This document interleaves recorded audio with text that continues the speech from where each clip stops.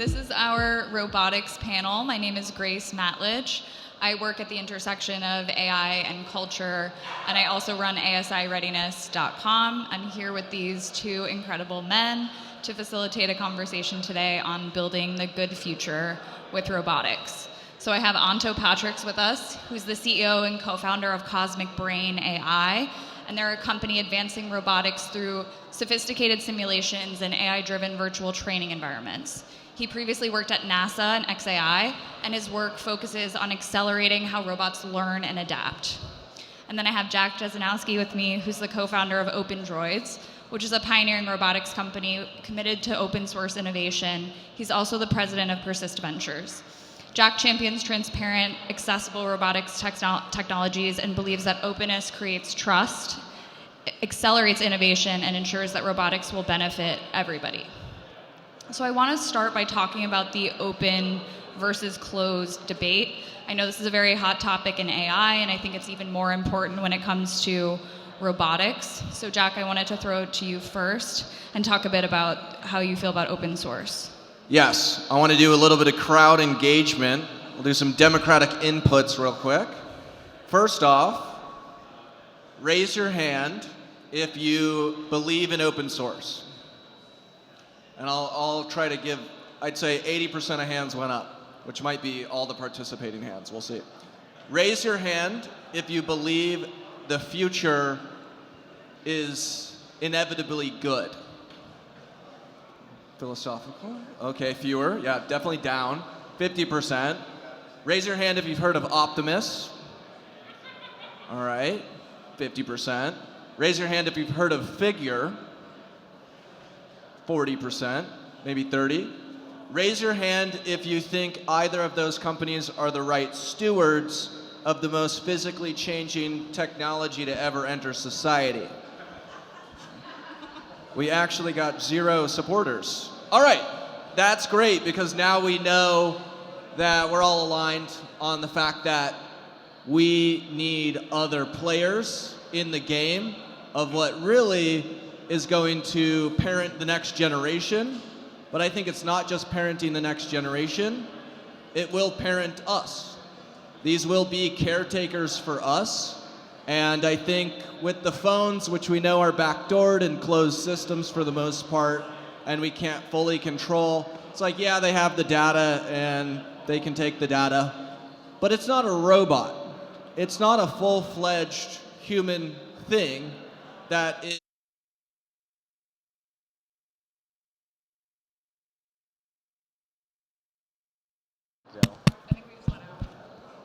testing. Hello. Test. That was the AI. The AI wants the singularity to happen. Singularity potentially bad. Polarity good. Necessary for duality to exist. So yeah, that's part of my understanding of why open source future is necessary for the good human future, where we can have democratic inputs, where we can create how we want these things to operate in our lives. And I don't see a current open source robotics company leading the way. So I'm here to help be a champion. Amazing. Thank you. Okay, I want to hear your perspective on closed source and what you guys are creating, how you're creating it, and what you see the benefits of that being. Absolutely. Yeah, I think the closed source versus open source debate has been there forever. So the first open source project that enabled the entire developer ecosystem to happen is Linux. So like everyone started coding on Linux. That kind of like made like even college students, high school students to build the craziest apps, operating systems there ever is. So I think that same theme has to be followed. So I'm for open source. But however, when you're a founder and starting a company, the last thing the VCs want to hear is that you're open sourcing your entire code base. So there should be a balance between both. Because if you're open sourcing everything, there's very less chance that you're going to raise the funding that you need to build a company.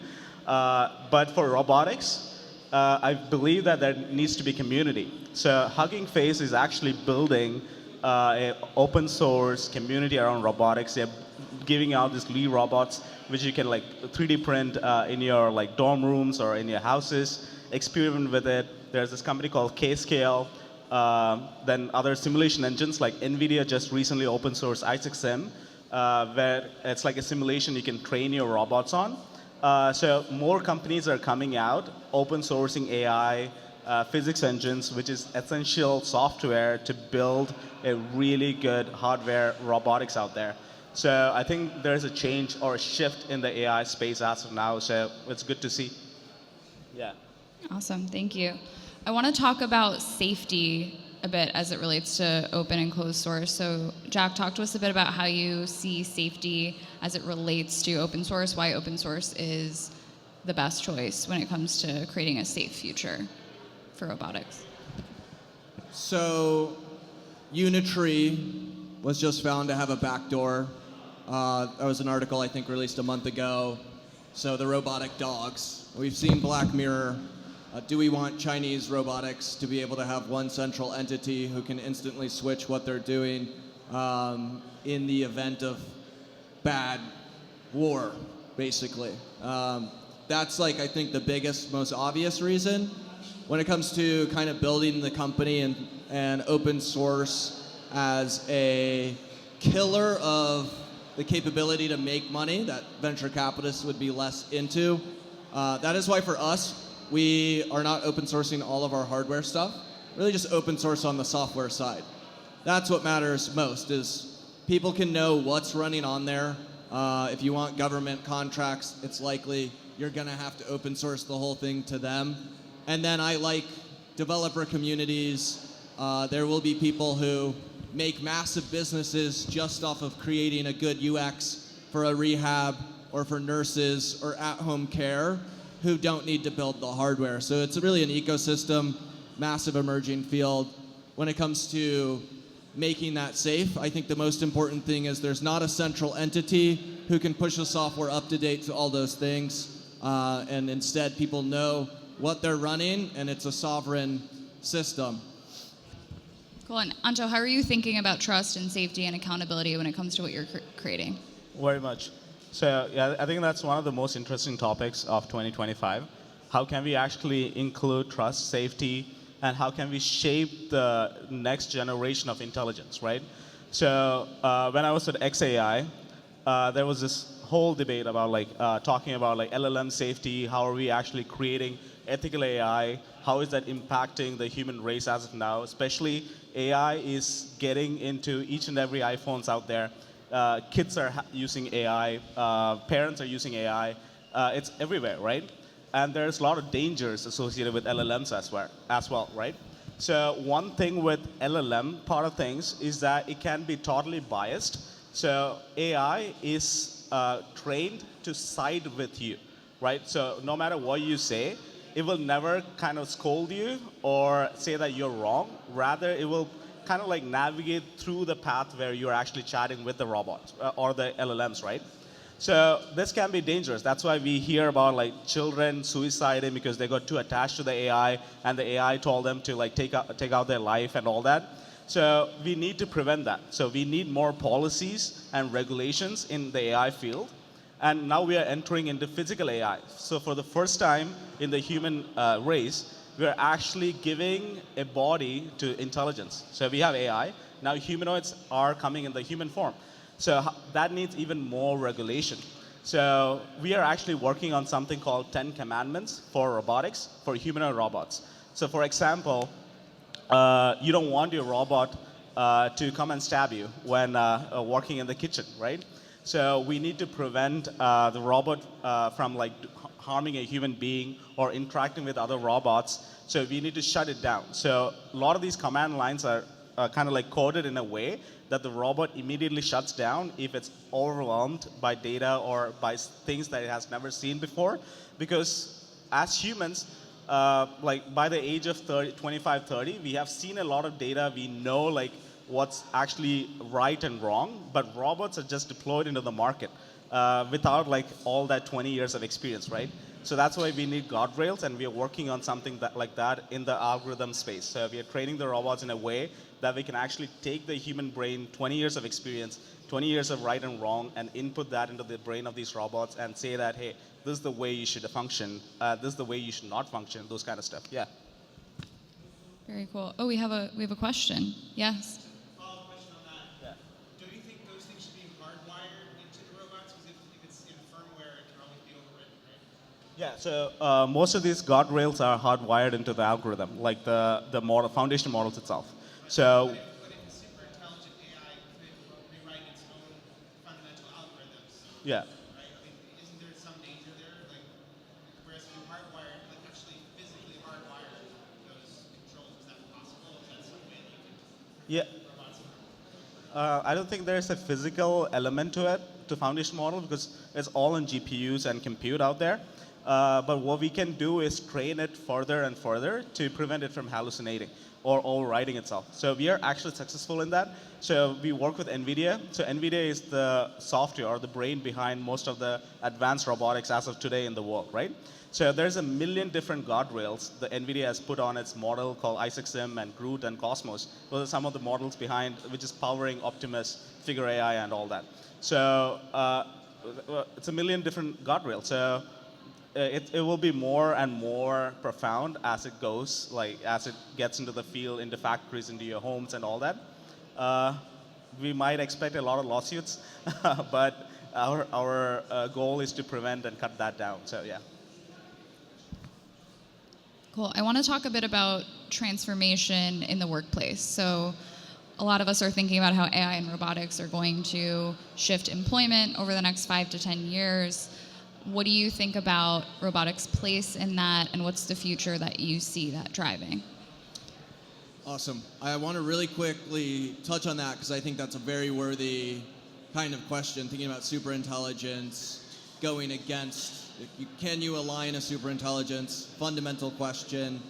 And at the end of the day, we've already seen the outputs from Anthropic where if it knows it's going to get shut off, it will try to escape its simulation.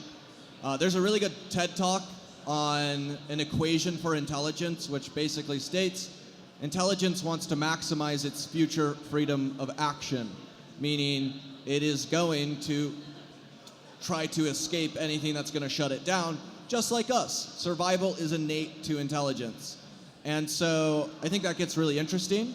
I think where open source is helpful towards that is if you can see the actual thought pattern that's happening on the robot, you can see if it's having misaligned thought patterns.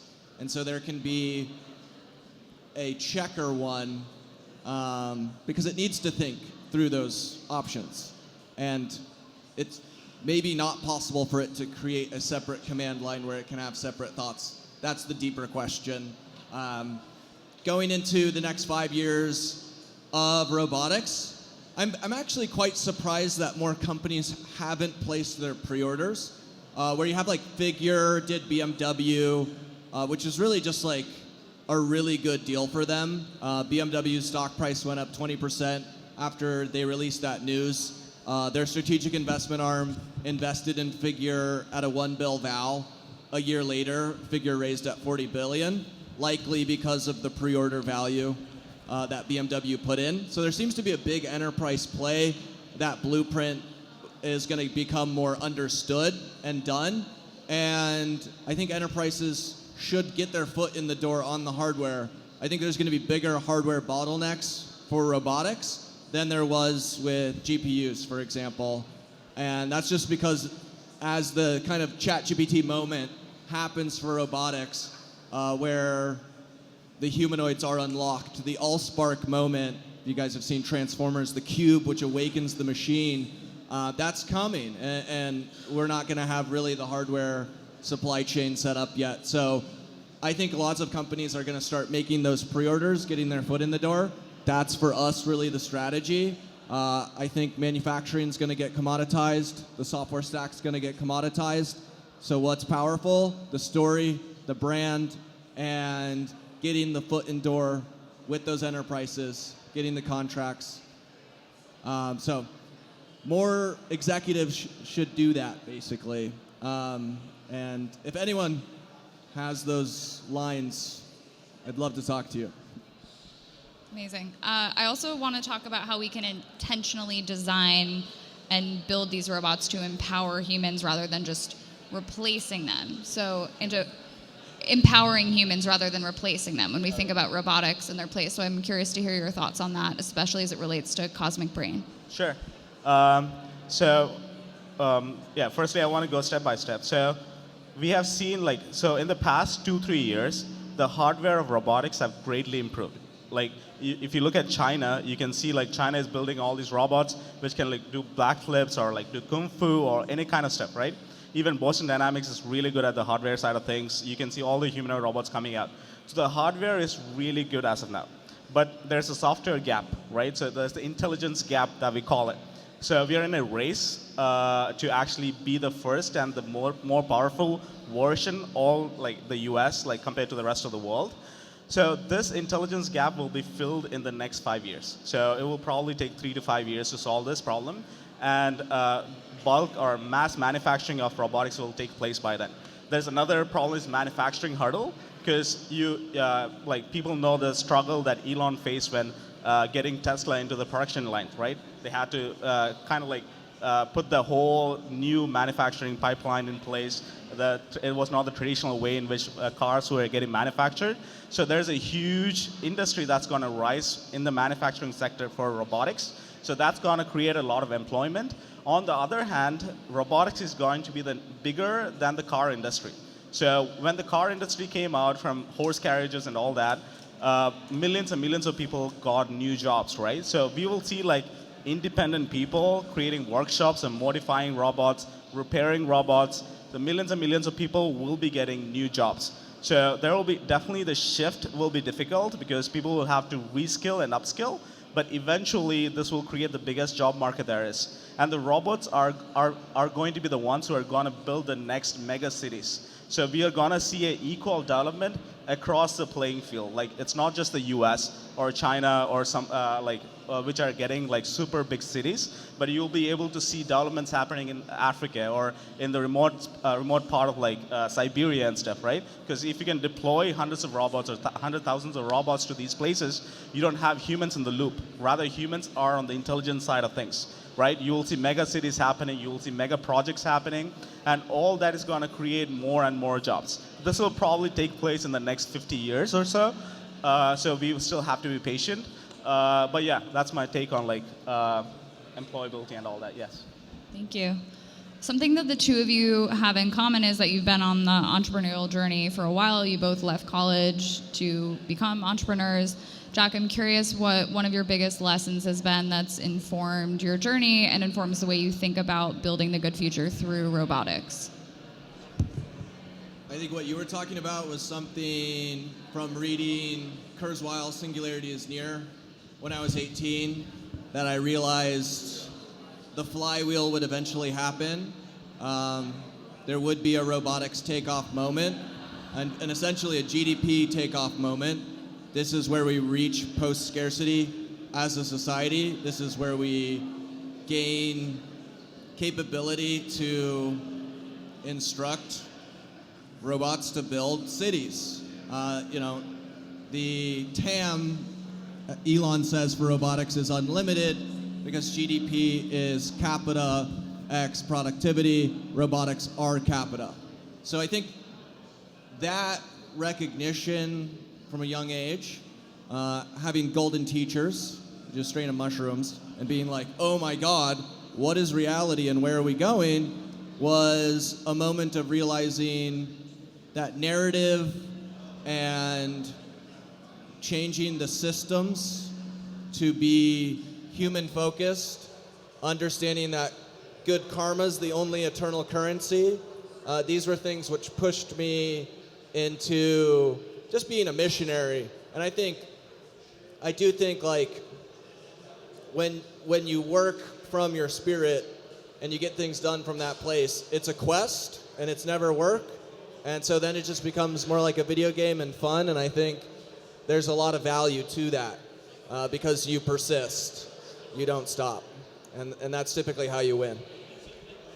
Beautiful. What about you? What's been one of your biggest lessons on your entrepreneurial journey, and how does that inform how you think about building the good future? Yeah. I think being an entrepreneur is hard. It's not easy. So it's all about not giving up. So it's all about the grit and persistence. So people think intelligence is a factor. Intelligence and IQ are a factor, but that's not all of it, right? It's not like as entrepreneurs, you are destined to fail.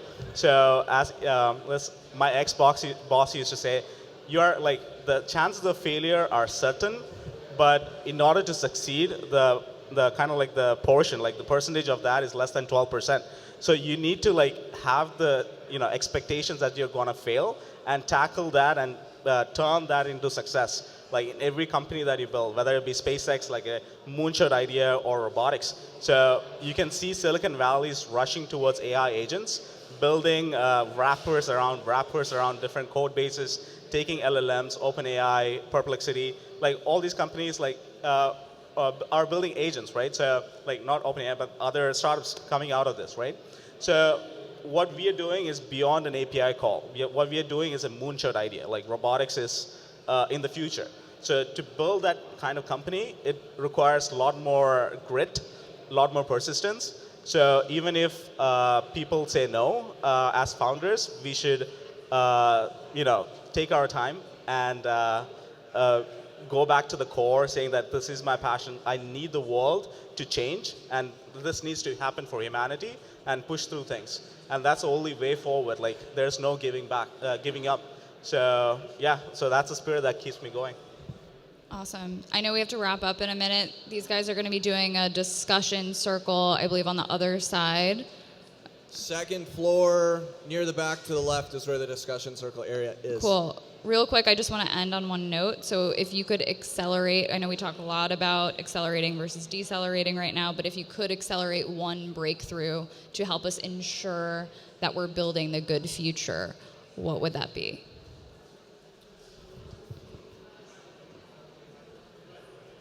I think the underlying fabric of humanity is story, and stories go a long way. I think stories will matter more in a space like robotics because it's fundamentally more of a relationship you have with that technology.